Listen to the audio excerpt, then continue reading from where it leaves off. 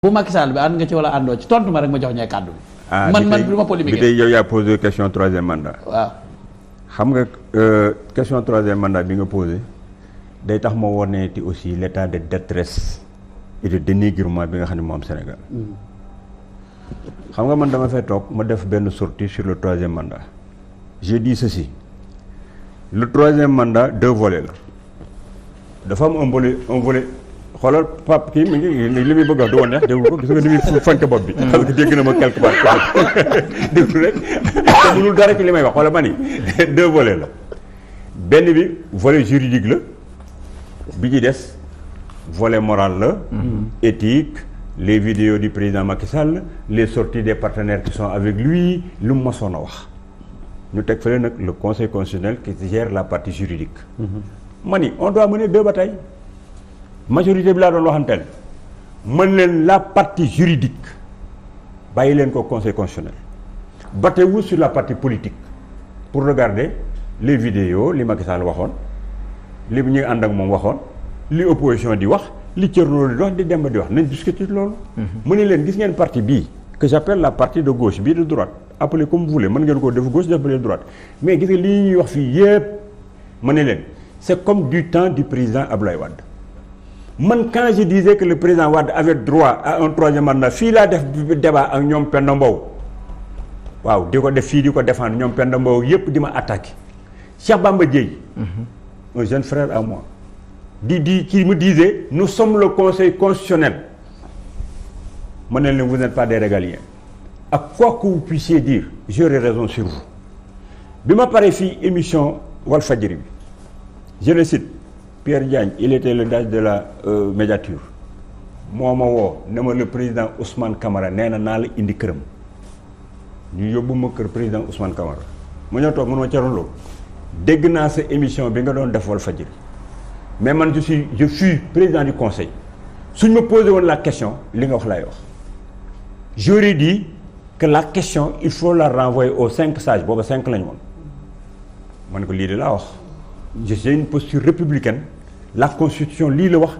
nee na ki war a valider les candidatures c'est le conseil constitutionnel mooy wax Thierno Lo mën ngaa dem mënoo dem boo paree ci kanam ngay prêter serment boo ko deful doo nekk président de la République du Sénégal man je n'ai dit que ça ne leen constitutionnalistes yi ngeen di indi fi yëpp li ñuy wax yëpp jariñu dara l'histoire ma génn kër président Ousmane Camara Serigne Diop médiateur Pierre nga ko ne man Thierno Lo mi ngi ne ko mu woo ma génn moom ma kaay ma ñëw bureau man ko ma yow ñëpp nga lay déglu waxal mu ne du ma wax lii nga wax loolu laa war a wax te loolu la ñëpp war a wax parce que mooy lii yoon donc la ma doon wax ci président Abdoulaye Wade ci période boobu moom la répété waat aujourd'hui en disant que seul le conseil constitutionnel mooy valider kuy nekk candidat ku mu neex nga déposer ku mu neexul doo déposer. mais attends ma terminer bi ma ko waxee ci Facebook j'ai compté 346 éléments de Pastef yu toog di saaga on a commencé de 22h jusqu'à 2h du matin parce que man bu ma jullee fajar ci laay tëdd. lan moo la wan ne ay éléments yu Pastef. déglul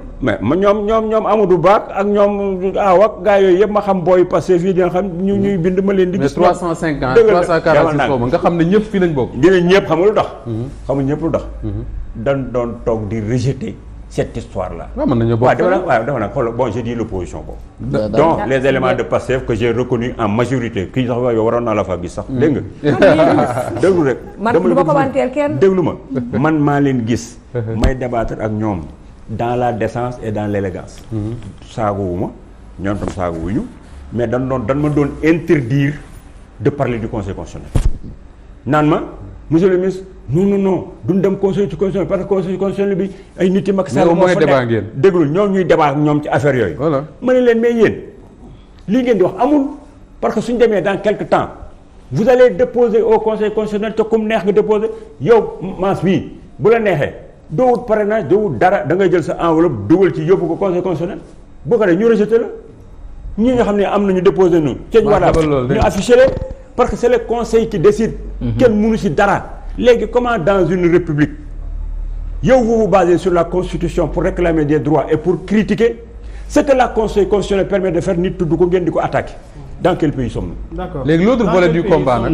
muy l'autre volet du combat. beneen bi léegi mun ma problème Macky Sall ngeen di wax. volet wax ngeen ma ko conséquence man nee naa la candidature de Macky Sall. Macky Sall il a la liberté de déposer sa candidature ou de ne pas la déposer. Personne ne peut l'empêcher de déposer une candidature. Bu doon déposer c'est le conseil constitutionnel. Sur le plan moral et éthique comme dit Salma. génne wu la. li muy wax nii ci plan moral.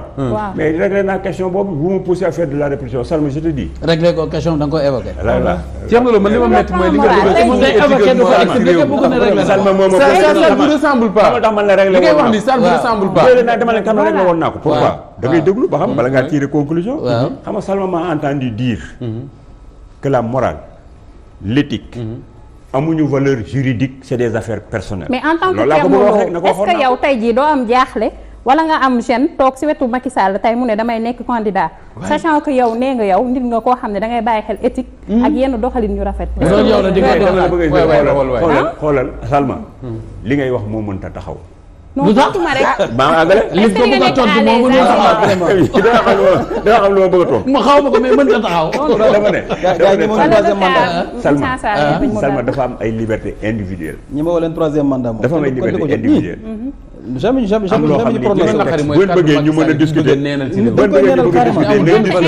leen di seeg ay texte xam nga Macky Sall ci boppam. waxuñu waxu texte de waxu moral la ñuy wax. doo ma déglu seulement le président Macky Sall wax ci troisième mandat. moom la engagé xam nga li nga bëgg yow ma wax ko ne leen Macky Sall amul droit à un troisième mandat je peux vous dire am na droit ci troisième mandat mais benn ci ñaar yooyu laa la waxul. waaw wax ma ci benn. Thierno Lo ba nekkoon ci place am. man da nga may wax li nga wax yëpp est-ce que ni nga delluwaat sa kàddu ne waxuma ko woon. mais peut-être que bu ma nekkoon place su Macky Sall du ma wax sax loolu. waaw heureusement. waaw mën naa intervenir par rapport ak li ngay wax.